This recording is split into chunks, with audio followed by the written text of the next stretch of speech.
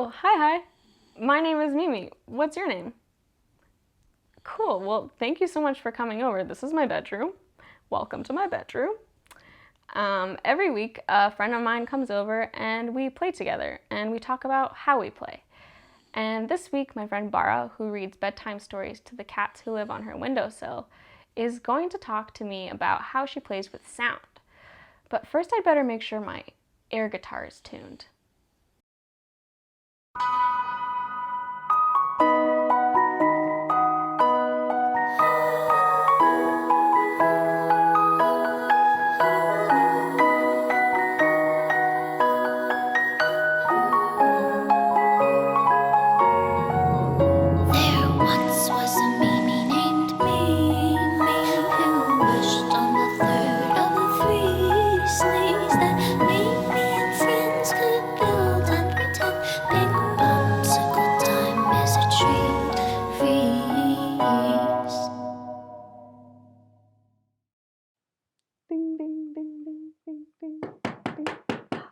That must be Bara. Come in. Hello. Hi. Let me take out our coloring here. Thanks for coming over. Thanks for having me. Here's your book. All right, Bara.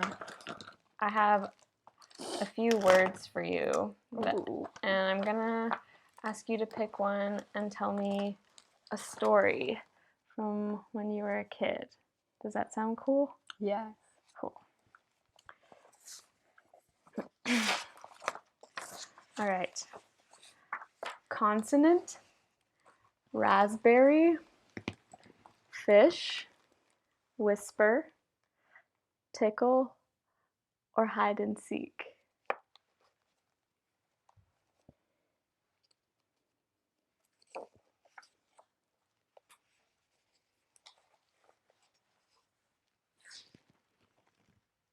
I'm gonna go with consonant.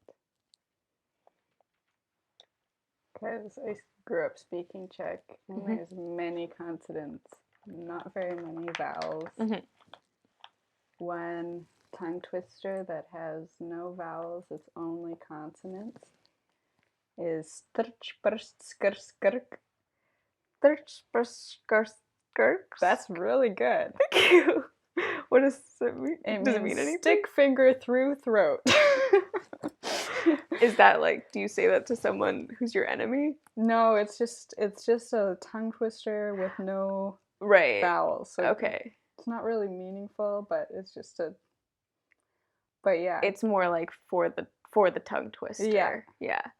The classic French one is Don't think that's Do you know that one? No. I'm not gonna try to say it. It's really hard. That was even like really not a good rendition of it, but that it just means did your tea heal your cough? So it is actually it's also an act of care. That's great.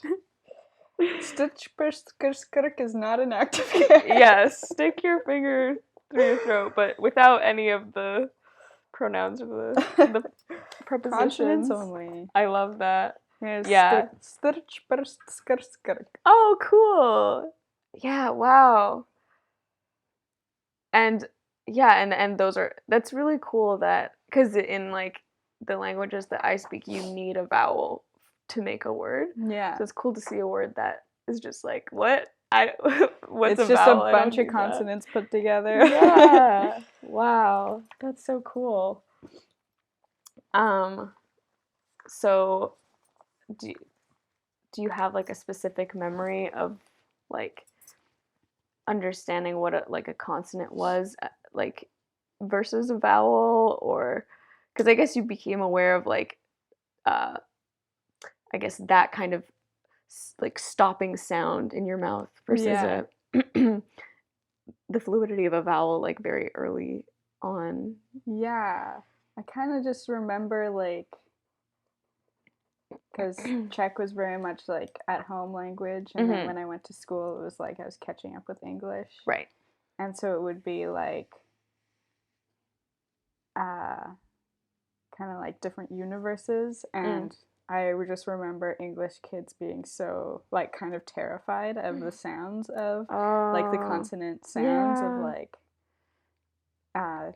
like, to them sounding very harsh, where, like, Right. something could be said that's, like, very caring, but because it was these, like, particular consonant sounds, it was, like, they're like, oh, shit. Yeah, that's, I, like, really distinctly remember as a kid, like, the moment when I realized that, like, the languages that I spoke that other people didn't, like, sounded like nonsense. Mm-hmm.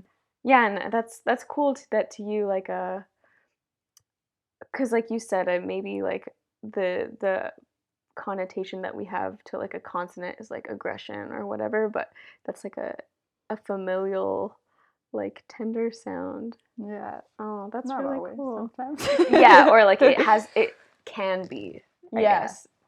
There's a different universe behind those sounds. Mm-hmm. Wow, that's so cool. Consonants get a bad rap. Okay, well, this leads me well into my first question for you, because the reason why I invited you over was to talk about sound and how you play with sound. So, can you talk to me a little more about, like, how you played with sound when you were a kid? Oh, yeah. Playing with sound. Yeah, my first, like, with an experiences with an instrument was definitely the guitar. Mm-hmm. My dad played guitar, like, around the fire and stuff. Mm-hmm. And I was too small, so I would just, like, have it on my lap and kind of just, like, da, da, da, like, woo, like, there's a picture of me and I'm just, like, strumming with my middle finger, just, like, Yeah. Oh, so so small. yeah, but just, like, it wasn't until a lot later till I was like, okay, this is a C chord, Right. like, this is a G chord. Mm-hmm. So yeah, I think that of, like, because I think lots of people who are, like, trained musically, Mm-hmm. there's, like, play isn't, like, playing with it is less of a focus than, like, mastering it or, like, being able to do all the things perfectly. Right. But Yeah. I think, yeah, because my introduction in that way, it's like, okay, well, there's things you can learn, but that's also just, like, one part of sound, I guess. Yeah, I love that there was the kind of permission when you were a kid to, like, use the object, maybe not in the way that it was, like, supposed to be used, but no one was like, stop that, like, it's upside down or Yeah. whatever. Oh, that's really special. Are there certain sounds for you that are, like, very nostalgic, that, like, bring you back somewhere? Mm-hmm. Yeah. I mean, I feel like sound often just, like, it's, like, the function of sound in a lot of ways, Mm-hmm. especially, like, music and Or it can be like a song too, or I think whatever. I recently went back to my hometown, and I think Mm-hmm. what struck me is the sound of just, like, the mountains as opposed to the city, Yeah. and how for me growing up, like, in a smaller place where there's lots of woods around, that sound of, like, expanse and the little sounds that you get, like wind through the trees, birds in the distance, wind, yeah, I said wind, but water, or just, like, you moving through a quiet place, you hear yourself more. Whereas when you're in a busy place, like, I've just been noticing how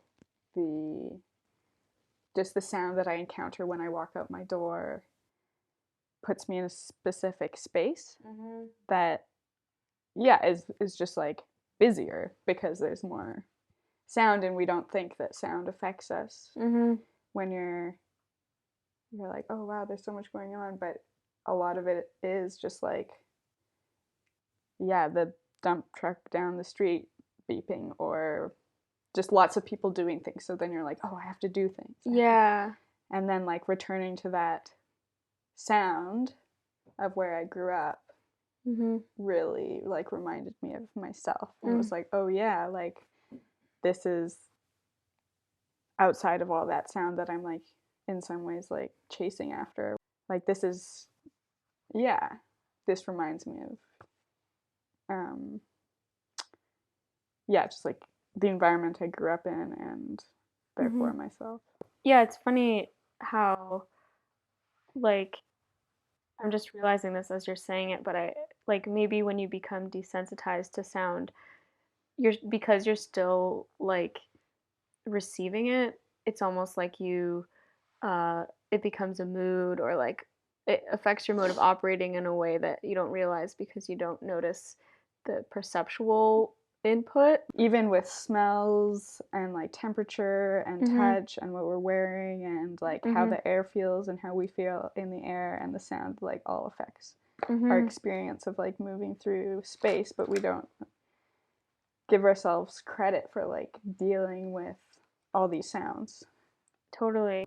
My aunt lives in like way northern BC, and it's like when she's in the city, it's really tiring for her, and she has to nap all the time because it's just like it just makes you realize how much your body's kind of taking in and like almost tolerating, and then I guess at a certain point getting used to.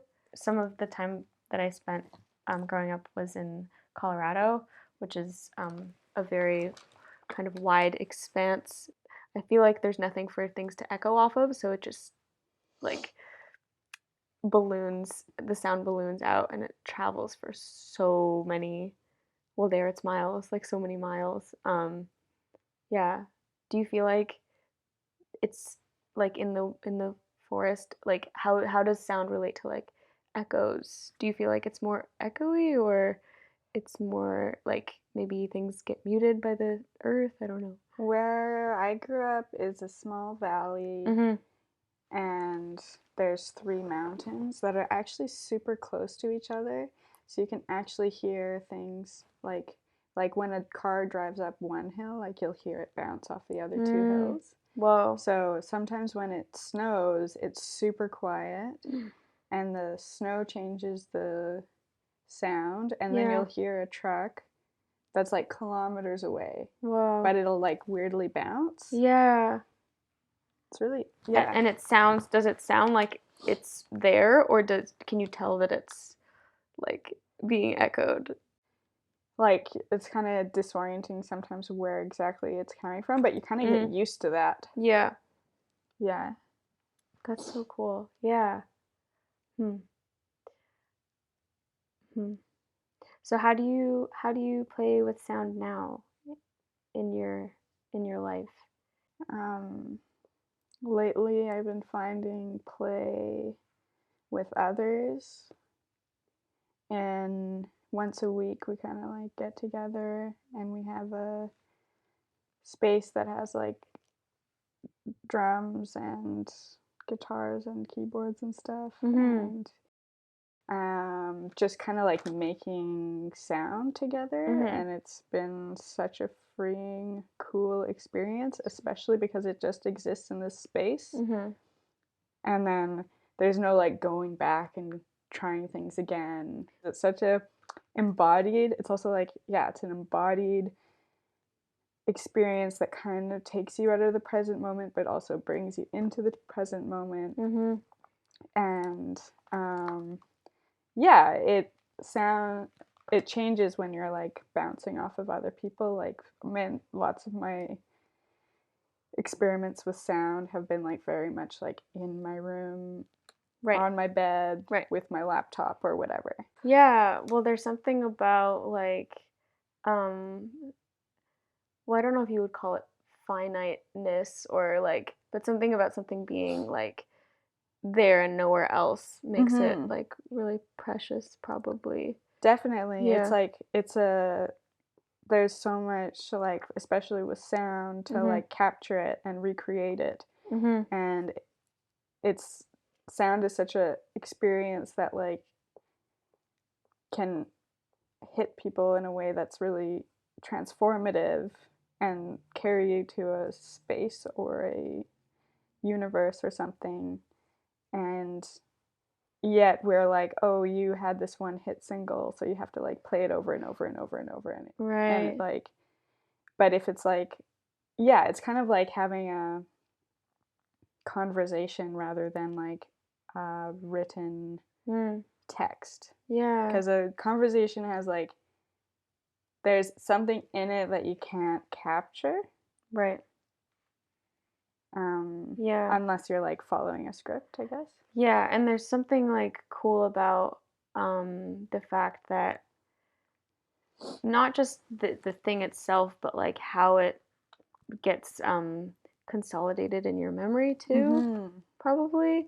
Like that hit single, it's like this persistent thing that you're like, I hear this song everywhere. I never wanted to hear it in the first place or whatever. But something like that, it's like so precious in and of itself, but then also the way that you remember it is probably so different between the different people, and then there's something about like the collective memory of that too, right? Yeah.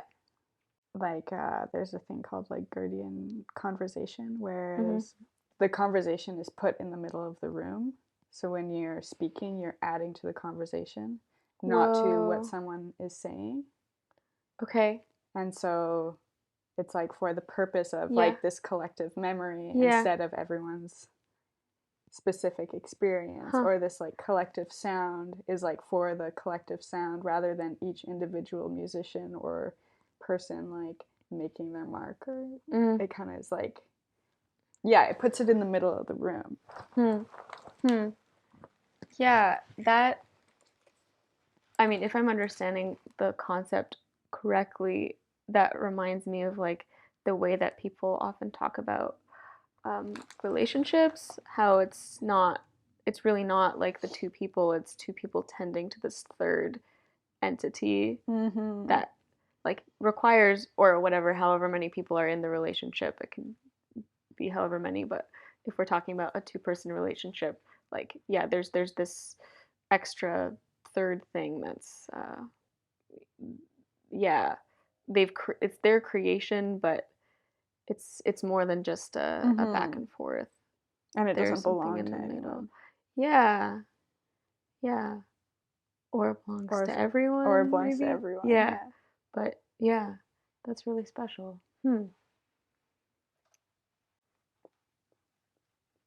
Okay, I'm gonna ask you a really personal question, and you don't have to answer it if it feels too close, but I'm curious if like your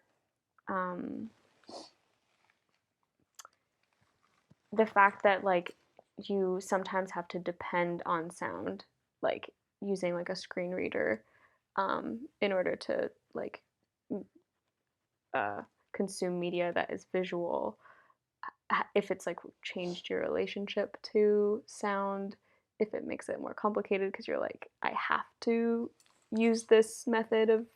Yeah, it's a good question, because like the reason that I listen and have engaged with a sound practice is because of being chronically ill and not being able to consistently read or consistently do much other, like, at times other than listen. Yeah.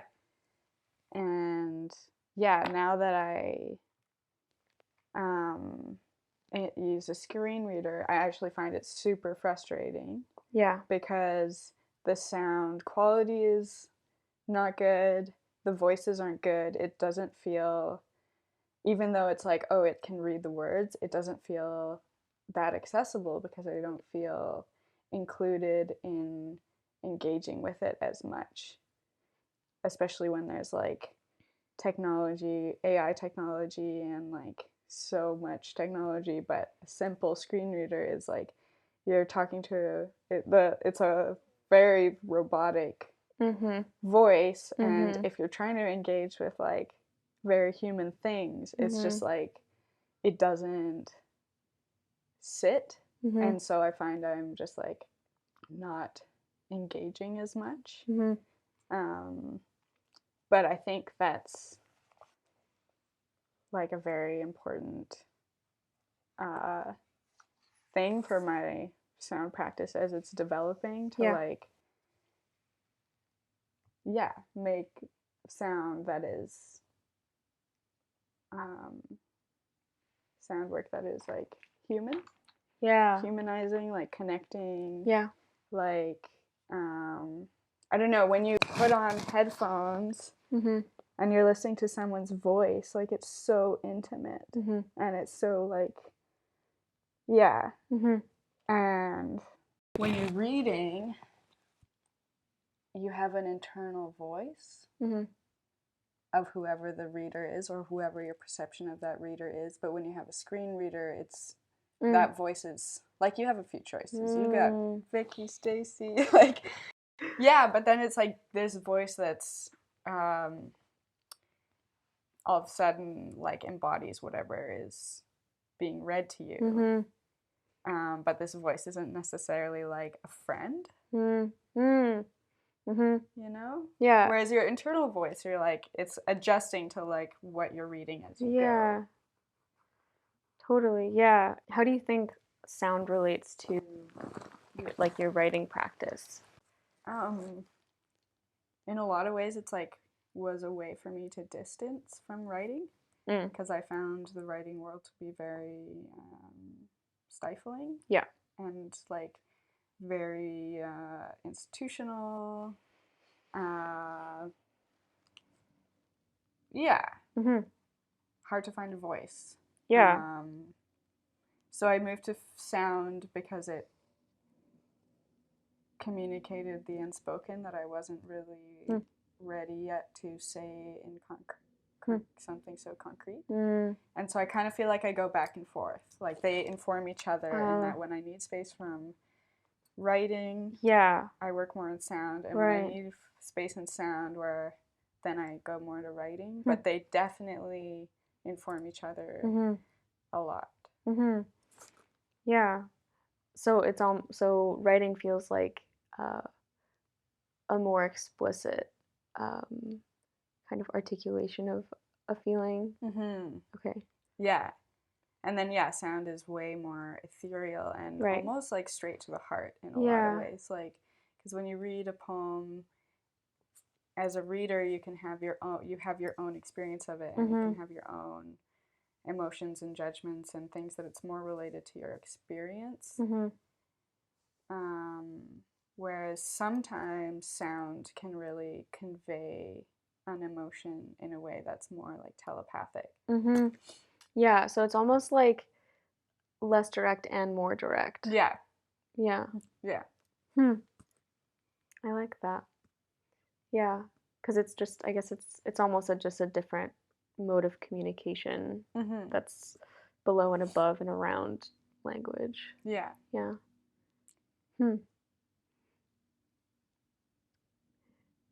This might be, it's okay if you don't have something in your head right now, but is there something that you wish there was a word for, like, that you would love to? Such a good question. I have to think about this. That's okay. Second. A word that I wish there was a word for.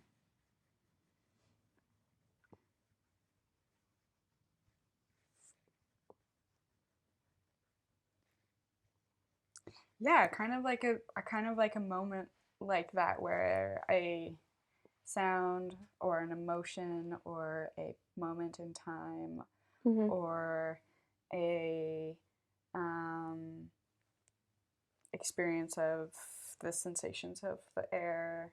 Like, if there was a word for that feeling where you're just like, it's a vibe and you're feeling like alive and present and like there's possibility and like you're just kind of like injected with this like life juice and you're just like, I'm here. Yeah. Like that, just like, it's just a moment. It's like I don't know, there's no word for it. Yeah. It's like a sensation of, I don't know, being like alive. Extra alive. Yeah. Almost. When it kind of just like hits you, because you feel alive all the time, but then you're kind of just like, whoa. Yeah. I'm alive. Yeah. Yeah. The best word that I've come across for my version of that. Or I guess just the thing that I have on my mind when you're saying that, which is like, I think for me that moment happens when I'm like excited to make something. And probably for different people it's a different different moments will alight that feeling. The poet Melissa Lozada Oliva tweeted once that like wanting to write and being horny are the same thing. And like I just actually think that's totally profound. Yeah. Like I know that it's also silly, Yeah. but I think the silliness is also like worth being, it's good that it's there too, because I think a moment like that you could like, probably most people would try to impose this kind of like serious word onto it. Yeah, totally. You know? This multi-syllable. Yeah, but something about horniness, it's like, yeah, it can be like a stupid moment. Yeah. That's like you just have a crush on this moment. Yeah. You know? Totally. I love it. That would be my suggestion at this meeting. Moment make me so horny for life. Does anyone else feel horny right now?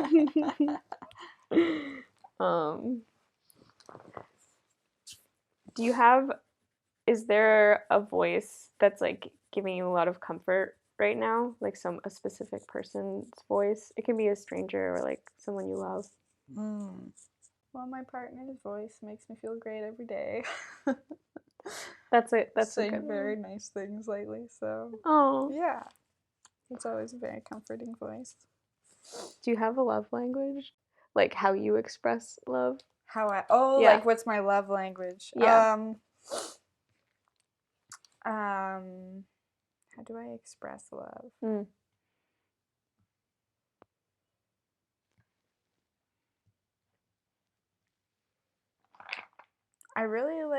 I think my love language is probably listening. And asking questions. And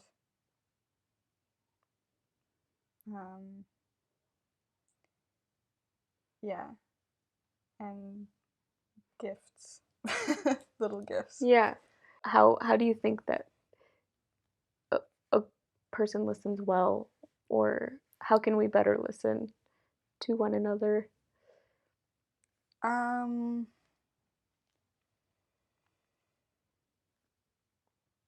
Yeah, I think forgetting yourself and taking a role as a listener seriously and not injecting yourself every moment that you can.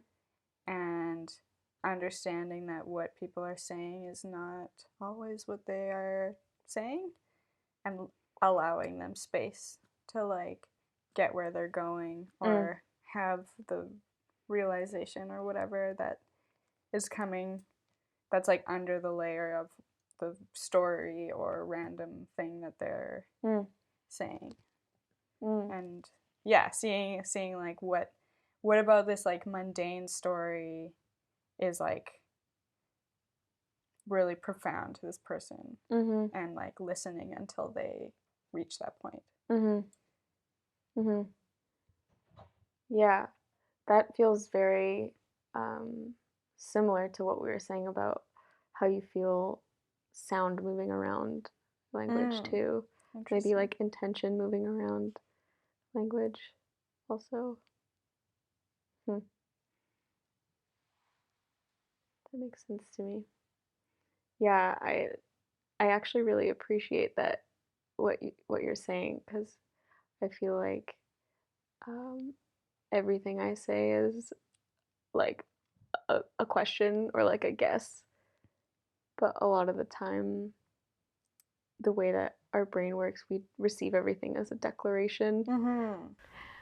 By the way, just wanted to let you know that right at the end, the microphones decided to take a little nap, so we decided to let them sleep, but we kept the end because it's just part of the fun. Yeah, I think the way that we are taught to listen is to take what people say like the truth, which it is, always. But it's always like a story. And it's always like connected to other truths. And a lot of the time when I'm talking or anyone's talking, it's like you're getting somewhere. You're like working through the motions yourself. Okay, so one final question for you is, how would you like to play? How would I like to play? Yeah. Just like freely, without capitalism, all the systems of control and oppression that influences our approach to play. I just want play to like exist in a way that adults can also play. Yeah. And with a lot of art and whatnot, the play is like removed from it because we have to produce something. When play was like under supervision as an adult, it's like then all of a sudden it's controlled and like there's someone looking over you and it's like, oh, you can play but you can't play here or there or in this way. You have to play in this way, you have to follow these rules. And I think that lives in us internally throughout our whole lives. Of like, oh, I can't do this, I have to do that. Like I can't just like run around. I have to like run a race. I have to like play soccer. I have to do goals. I can't just like play around in a field. Yeah. And I think that like it's like a theft of playfulness that then embodies us as our like inner critic. And then we're forever telling ourselves that like, no, we're not good enough at drawing because we can't produce a painting or like, and I just think that that inner critic is just like very detrimental for so many people and very hard because we're like constantly battling it. But if we could just like play without fear, like there's so many, imagine like there's so many ways we could feel freedom in our own homes, in our own lives that like, just like isn't allowed. I just want to be allowed to play. Yeah. I have never thought about the inner critic as it relates to like someone telling you how to even do the things that we think of as free. Yeah. Like the idea that you can play from a very young age was always structured. Yeah. Yeah, and like and not encouraged in a way that's like, oh, play until you find like who you are. It's like, what are you good at? That's what you'll do for your life. Yeah. Like, so how can we like find who we are without like extensive, just like years and years of playing and never giving up playing. Yeah. Yeah. Like the shame in exploration without finding. Ooh. That. Yeah. Did you, when I was a kid / now, always, I wasn't like, I don't have a thing in the way that other people have a thing that feels related to this. Yeah. For sure, my thing I decided was frogs, and I was obsessed with frogs, and that was my thing, and I was like, sweet, I have an identity, and I could like, that's such an important thing as a kid, is like, you're like, oh, well, I'm good at sports, so I'm going to do this. Yeah, or I'm sporty. Like, I'm a book nerd, or whatever is like given to you and put on you as well as like you take on. And then you're like, okay, everyone, like, get me books. I'm into books. And then you're like, oh, shoot. Like, now I can't be into playing piano or drawing or... kids have a lot of pressure to, like, pick something. Yeah. But, without, like, structural constraints and without, like, internalized constraints, I guess. Yeah, without constraint or expectation or punishment.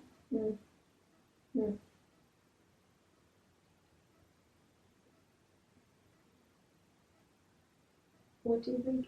What do you think you would? What's like one thing you think you you would do? Not make necessarily, but like, what's one thing that you would move towards or play with? Making a mess. Yeah. I'm such a Yeah. messy person, and my whole life it's illegal to be messy. Yeah. And it's always like my desk is really messy always. Yeah. No matter what I do, like there's gonna be some mess Yeah. around me. But to like have the space to like make a huge mess and see where it took me to like, I don't know, maybe painting would be the way. Maybe sculpture, like just to make a huge mess and then be like, wow, great job at that mess you made. I love like that. I'm so happy you spent the whole day making a mess. Yes, make a mess. That's beautiful. Oh my gosh. Well, thank you for making a mess with me. I'm gonna go make a mess. Bye. Hi friends. Thanks for coming over.